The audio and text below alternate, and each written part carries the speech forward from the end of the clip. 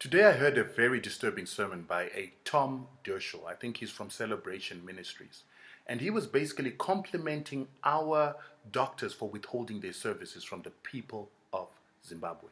And he was calling them a people that have made a stance against Pharaoh, against giants. Now, when you hear the reference of giants in relation to the Bible, they're talking about fallen angels and demonic spirits that oppressed human beings when they came here on earth. And so, therefore, what Deuschle was saying is that our government is an oppressor of the people of Zimbabwe and the doctors of Zimbabwe.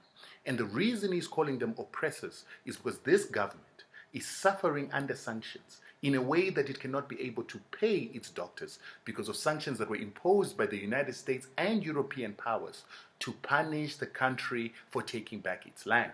Now, I would assume that if the government of Zimbabwe took land from the oppressor, from the colonizer, who was Pharaoh, then our government of Zimbabwe has just liberated the children of Israel. But this man, a pastor from Europe, a pastor from America, what we used to call missionaries, the same people that came with colonialism to Africa, who purport to call our government that liberated the people of Zimbabwe a tyrannical government or an oppressor of the people of Zimbabwe. And then he goes to encourage doctors to withhold their service from the poor and the sick so that they don't heal those people. They do not care for those people, as the Bible says that we should care for the sick and take care of the poor.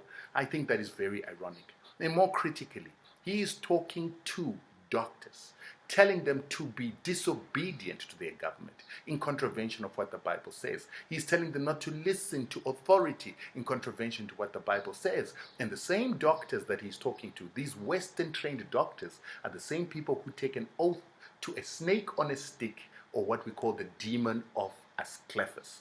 The irony in this whole thing is very frightening.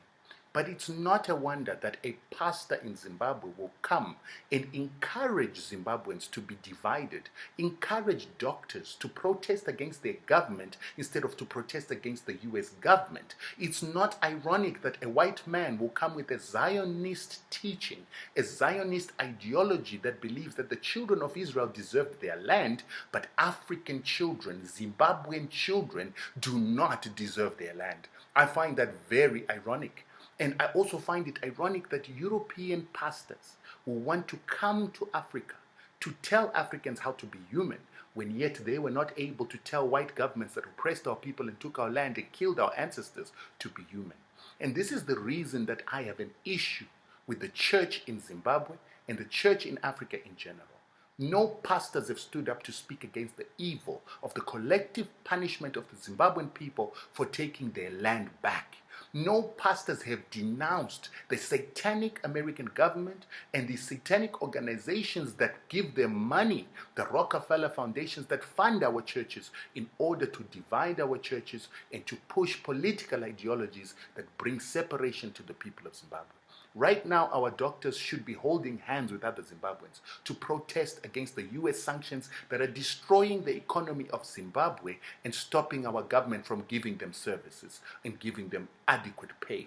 We should be holding hands to kill the demon that is killing our economy, making our economy scream, to bring division among us so that we overthrow our government. That is the problem in Zimbabwe.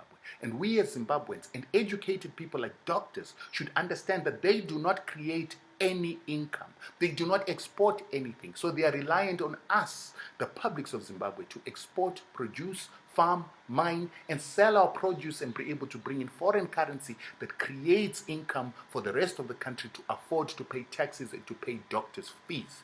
This is what we need, unity in Zimbabwe.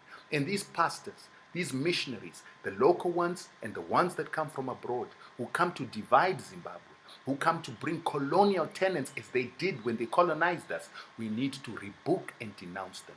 We are Zimbabweans united against US war sanctions, and we encourage us to continue to unite and to kill this demon of these evil pastors that are sponsored by the Rockefeller Foundation and other evil entities that do not talk about the oppression of the United States and the domination of the United States that seeks to bring a one world order that will continue to oppress us. Thank you very much. Let's be united.